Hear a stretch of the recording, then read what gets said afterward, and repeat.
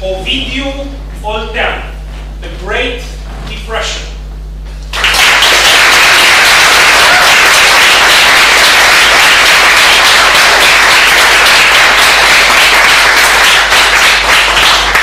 The Great Depression, Ovidiu Oltean. People say that in life there are two things that you can't escape from: death and taxes. Well, I see there's a third, and that's depression. Sooner or later in your life, you will feel miserable. And you will like it. Mr. Contest Chair, fellow Toastmasters, dear guests, did you ever feel lost? So lost that even your guardian angel wasn't able to find you. So lost that your shadow called the police and said you are missing. So lost that even Google Maps gave up trying to find your location. Well, I did. After 11 years of successfully cheating tests at school, the saga came to an end. It happened obvious in my 11th grade. Why obvious? Well, because if I wasn't a successful cheater, it would have taken me more than 11 years to get from the 1st grade to the 11th grade. It was a physics exam, and I never saw it coming. Because although I was average at physics, I knew the most important laws. The law of attraction and gravity. I mean, girls were attracted to me, and they would fall right into my arms. The law of action and reaction.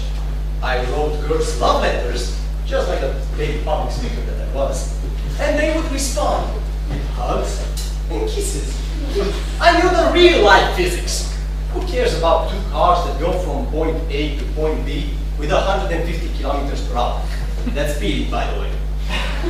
So, there I was, in my bench, photo reading the manual and fast typing the solution, when I was interrupted by this squeaky voice. Oltean, you can stop now. It's enough. Now, I thought my teacher was convinced that I knew everything, and it was pointless for me to continue writing. Next time you want to cheat, make sure that you use protection. Is she implying what I think? Come and see. So I went in front of the classroom and I looked at my bench. And there it was. The most horrifying hole my eyes have ever seen. And through it, the manual was opened and obvious as a bimbo at a Toastmasters meeting.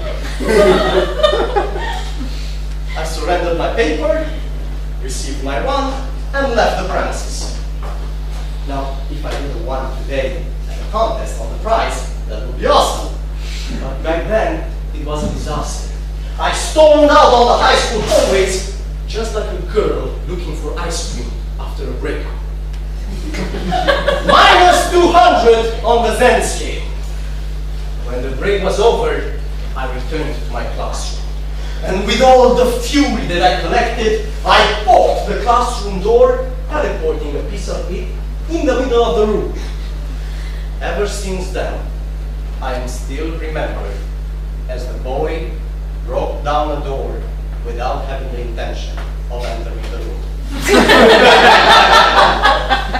It was the spark that ignited my depression. I was a 10th student that lost the zero. During those days, the only thing I could think about was that I will end up as a homeless person and I will starve to death. And for a Taurus, that's the worst way to die. So I decided I will not let death win on its terms. So for the following months, I planned my suicide, which was pretty difficult because, like I said, I was bad at physics and at chemistry. Now, I couldn't calculate if the rope would resist if I decided to hang myself with it, or if the pesticide would kill me or just the germs in my stomach. I thought about lying on the railway tracks but with all the trains being late in Romania, I would have probably froze to death. 4 months later, I refused to celebrate my 18th birthday because I thought that the candles would refuse to light up for me. I refused going out with my friends from high school when they invited me for drinks, replying, "I'm not thirsty!" And I started playing video games on the rookie level, losing on purpose, just to prove myself how pathetic I am. It's easy to feel miserable. The problem is when you meet another miserable person. Because no one can be as miserable as you. No one has bigger problems than yours. No one's life is crueler than yours. So what happens when two miserable persons meet? They share their sorrow, they confront it, and then they write a personal development book.